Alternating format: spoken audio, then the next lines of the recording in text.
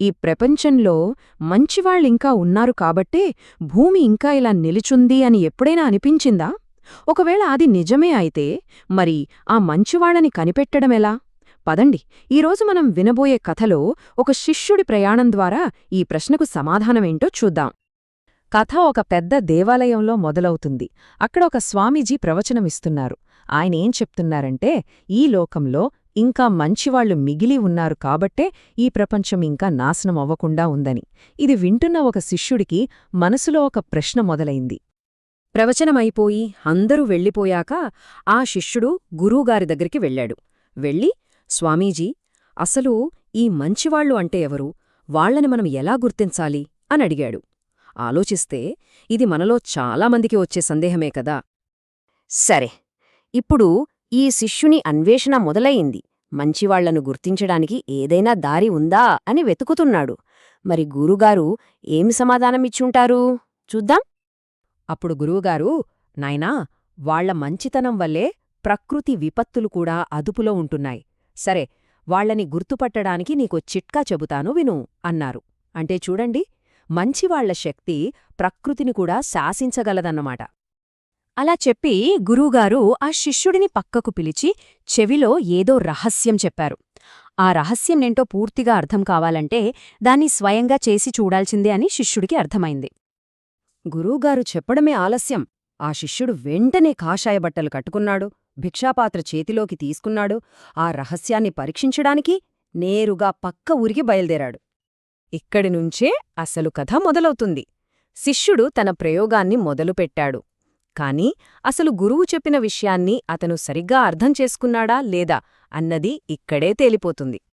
పాపం, శిష్యుని ప్రయోగం కాస్త బెరిసికొట్టింది. ఇంటింటికి వెళ్లి భిక్ష అడగటం, ఎవరైనా కాస్త ఆలస్యం చేస్తే చాలు నోటికొచ్చినట్టు తిట్టడం. సహజంగానే ఊరి జనాలకు కోపమొచ్చింది. వాళ్లు అస్సలు సహించలేకపోయారు. చివరికి అతన్ని పట్టుకుని కట్టేసి చితకబాదడానికి సిద్ధమయ్యారు. ఆ ఊరి నుండి ఎలాగోలా తప్పించుకుని పారిపోయాడు. అయినా సరే మన శిష్యుడు ఇంకా అసలు పాఠం నేర్చుకోలేదు. మళ్ళీ ఇంకో ఊరికి వెళ్ళాడు. మళ్ళీ అదే ప్రయోగం, అదే కోపం, అదే తిట్లు. అయితే ఈసారి మాత్రం కథ మొత్తం మారిపోయింది. ఎందుకంటే ఒక గృహిణి అతని ప్రవర్తనకు పూర్తిగా భిన్నంగా స్పందించింది. ఇదే కథలో అసలైన మలుపు. ఒక ఇంటి ముందు నిలబడి భిక్షమడిగాడు. ఆమె రావడానికి కాస్త ఆలస్యమయ్యేసరికి మామూలేగా తిట్లపురాణం అందుకున్నాడు. కాని ఆశ్చర్యం, ఆమె బయటకు వచ్చి చాలా ప్రశాంతంగా భిక్షం వేసి, అయ్యా, ఆలస్యం చేసినందుకు క్షమించండి అని కూడా అంది. ఈ ఊహించని స్పందనకు శిష్యుడికి మైండ్ బ్లాంక్ అయిపోయింది. ఆశ్చర్యంతో అడిగాడు, అమ్మా, నేను నిన్ను ఇంతలా తిడుతున్నా నీకు కోపం రాలేదా అని. దానికి ఆమె నవ్వి, నన్ను తిట్టింది నువ్వు కాదు నాయనా, నీ కడుపులో ఉన్న ఆకలి నన్ను తిట్టించింది అని బదిలిచ్చింది. అబ్బా, ఎంత గొప్పమాట! ఇక్కడ మనమర్థం చేసుకోవాల్సిన కీలకమైన విషయం ఇదే. అదే ఎంపతి. అంటే ఎదుటివాళ్ల కోపం వెనక దాగి ఉన్న అసలు కారణాన్ని, వాళ్ల బాధను అర్థం చేసుకోగలగడం. ఆ గృహిణి చేసిందదే. ఆ ఒక్క క్షణంలో శిష్యుడికి ఒక్కసారిగా జ్ఞానోదయం కలిగింది. గురువుగారు చెప్పిన చిట్కా వెనుకున్న అసలు రహస్యమేంటో అతనికి అప్పుడర్థమైంది. అప్పుడు తెలిసొచ్చింది, గురువుగారి చిట్కా బయట ఉన్న మంచివాళ్లను గుర్తించడానికి కాదని, అది తనని తాను ఒక మంచివాడిగా మార్చుకోడానికి ఉపయోగపడే ఒక అద్భుతమైన సాధనమని. ఆ రోజు నుండి శిష్యుడి జీవితం పూర్తిగా మారిపోయింది. మరి అతను నేర్చుకున్న పాఠాన్ని తన జీవితంలో ఎలా ఉపయోగించుకున్నాడు ఇప్పుడు చూద్దాం.